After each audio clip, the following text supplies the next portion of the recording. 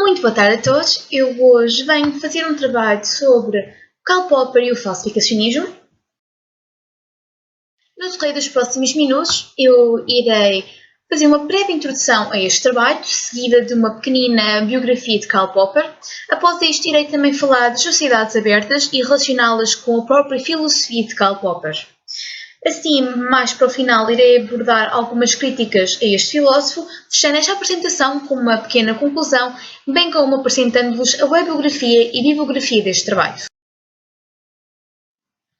Assim, para iniciar, digo que no decorrer desta apresentação irei apresentar no âmbito da disciplina de filosofia, Karl Popper, e também irei proceder à introdução do falsificacionismo. Este trabalho é de referir que foi-nos proposto pelo nosso professor Luís Gomes. Então, para começar, vamos responder à questão: quem foi Karl Popper? Ora, Karl Raimund Popper nasceu em Viena a 28 de julho de 1902 no seio de uma família judia.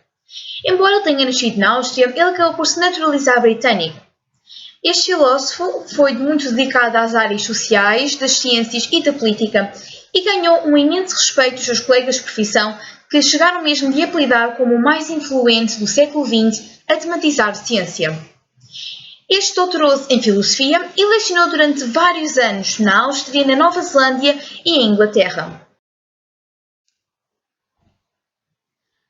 Popper tinha uma relação de grande proximidade com o Círculo de Viena. Para quem não sabe, o Círculo de Viena era um grupo de filósofos que se juntou informalmente na Universidade de Viena, tal como o nome do próprio grupo indica, de 1922 até 1936. Ora, estes, em reuniões semanais, procuravam reconceitualizar o empirismo e, a partir de novas descobertas científicas e demonstrar as falsidades da metafísica. Este grupo, contudo, acabou por se desagregar após o assassínio de Schlick, o coordenador deste grupo, por um dos seus alunos. Karl Popper teve diversos marcos ao longo da sua vida, dos quais se destacam a sua nomeação de cavaleiro pela Rainha Elizabeth II, a sua eleição para a Royal Society, uma instituição destinada à promoção do conhecimento científico, e até mesmo a recepção de inúmeros prémios e honrarias, dos quais eu destaco o Prémio Lippincott, da Associação Americana de Ciência Política, o Prémio Sonning, da Academia Britânica, da London School of Economics, do King's College de Londres e até mesmo do Darwin College de Cambridge. Este ainda chegou a receber a insígnia dos companheiros de honra, que era uma recompensa que se dava àqueles que tinham realizado feitos proeminentes nas áreas das artes, da literatura, da música, da ciência, da política, da indústria e até mesmo da própria religião.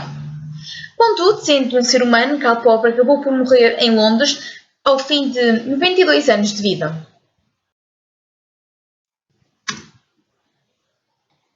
Karl Popper escreveu diversas obras no decorrer da sua vida, entre as quais se destacam A Sociedade Aberta e os seus Inimigos e A Lógica da Pesquisa Científica.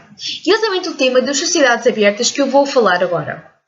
Ora, Karl Popper era um defensor acérrimo da democracia liberal, uma forma de governo onde não se espera que o Estado participe, de uma forma geral, nos direitos dos cidadãos e na economia.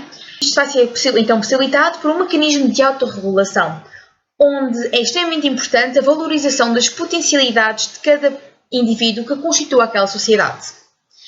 Ainda há a valorização do princípio de isonomia, um conceito que nós já lecionámos no início deste ano letivo, e também há uma grande valorização pelo Estado laico. Para quem não se recorda deste conceito que aprendemos no terceiro ciclo nas aulas de História, um Estado laico consiste na separação do poder político e do poder religioso. Ora, assim vão-se criar os mecanismos que vão propiciar uma representação do povo, que vai ter a possibilidade de escolher pessoas que irão constituir um parlamento. O parlamento vai surgir assim como uma aproximação do poder central e dos cidadãos, que assim vão poder ter uma voz ativa. Há então assim uma grande importância no princípio da legalidade, onde nenhum indivíduo pode estar acima da lei. Mas, sendo Popper um defensor deste tipo de regime, consequentemente ele irá ser um opositor do totalitarismo, que se caracteriza por ser um sistema de governo onde os poderes ficam concentrados nas mãos dos governantes. Mas Karl Popper não ficou por aqui. Ele tinha uma grande curiosidade pelas sociedades abertas, pelo que aprofundou a sua pesquisa.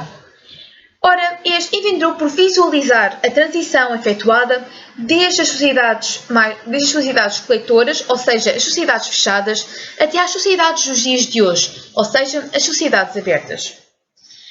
E neste estudo que este efetuou, ele conseguiu perceber que esta transição se tinha assentado na aquisição de costumes sociais e de leis relacionais distintas das sociedades coletivistas. As relações interpessoais também teriam evoluído, uma vez que atualmente as nossas relações são muito menos consanguíneas e muito mais promovidas pelo compromisso democrático e social, onde, mesmo que nós continuemos a interatuar uns com os outros no dia a dia, a verdade é que nós conseguimos conservar uma certa independência. Este conseguiu perceber que cresceu também a nossa responsabilidade pelas escolhas morais que efetuamos ao longo da nossa vida e também conseguiu compreender que nós somos muito mais autónomos.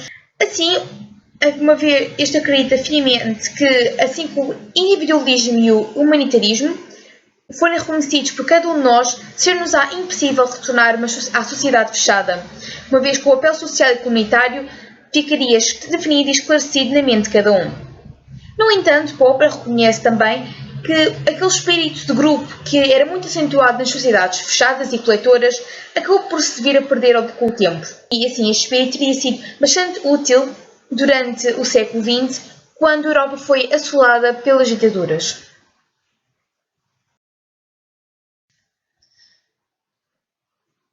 Mas por que eu haveria de estar a falar de sociedades abertas, que são um tema muito mais voltado para a história do que propriamente para a de filosofia? Ora, a verdade é que estas sociedades abertas assentam sobre um princípio, um pressuposto evolucionista, que, segundo Darwin, a seleção natural atua sobre os seres vivos e apenas aqueles que se conseguem adaptar sobrevivem. Ora, Karl Popper vai aplicar este mesmo princípio evolucionista às suas teorias, uma vez que afirma que apenas as teorias mais fortes poderão ser no tempo em detrimento daquelas que são mais fracas. E isto traz-me então à filosofia de Karl Popper. Mas antes de saltarmos já para esta fase da sua filosofia, há necessidade de voltar um pouco atrás até ao início da filosofia de Karl Popper. Assim, já teve como origem o problema da demarcação. Este problema surgiu na dificuldade que Karl Popper sentiu em distinguir uma teoria científica de uma teoria não científica, ou seja, o que é que na verdade é ciência e o que é que não é ciência. Aquilo que disputou este problema foram as três teorias mais em voga da Áustria enquanto que Karl Popper fora vivo. A teoria da relatividade de Einstein, a teoria da psicanálise de Freud e Adler e o marxismo de Karl Marx. Assim, Karl Popper ficou com bastantes dúvidas relativamente ao estatuto científico que lhes é atribuído. E embora a sociedade do seu tempo tentasse responder a este problema afirmando que a ciência se baseia na observação, na experimentação e na indução, pelo que é bastante fácil de distinguir das restantes áreas, para Karl Popper isto não era suficiente. Ele apenas não ficou esclarecido. Portanto, ele decidiu ir em busca das respostas às suas próprias perguntas. Assim, ele começou por afirmar que achava que as teorias científicas eram passíveis de ter erros e também de críticas, pelo que não haveria uma teoria científica que fosse eterna e imutável. Segundo ele, o que deveria ser feito pelos cientistas era comprovar a falsibilidade das teorias científicas, de forma a elaborar outras que possam resolver as questões propostas pela ciência. Assim, Karl Popper criou um sistema. Começou por afirmar que o conhecimento científico é um processo indutivo, pelo que nós partimos de observações particulares e transpomos para princípios mais gerais. Princípios estes que não podem ser provados, mas sim falsificados. Passo a dar como exemplo aquilo que consta no nosso manual, pelo que o considero bastante elucidativo. Imaginemos que temos como um nosso objeto de estudo cisnes. Ora, nós podemos começar então por uma observação mais particular do nosso objeto de estudo, afirmando que todos os cisnes que nós vemos são brancos e a partir daí conseguimos transpor isto para algo muito mais geral, afirmando que todos os cisnes que existem são brancos. Isto é algo que nós não vamos conseguir comprovar, uma vez que para tal seriam necessários infinidade de estudos. Contudo, é possível falsificá-lo. Para isso bastaria encontrar um cisne preto, amarelo, rosa, às pintas, às riscas, ou seja, um cisne que apenas não fosse branco.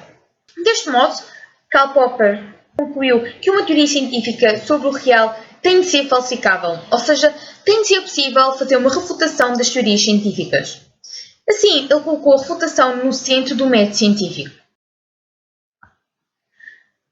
Karl Popper propôs então um modelo hipotético dedutivo dividido em duas fases. Numa primeira instância, haveria então a formulação de uma hipótese ou de uma teoria, seguida de uma tentativa de a falsificar. Se tal fosse possível, então ela estaria errada. A ciência vai então progredir e desenvolver-se graças a refutações e a suposições. Este modelo será então apresentado com muito mais pormenor pelos meus colegas Dário e Teles nas apresentações que se seguirão.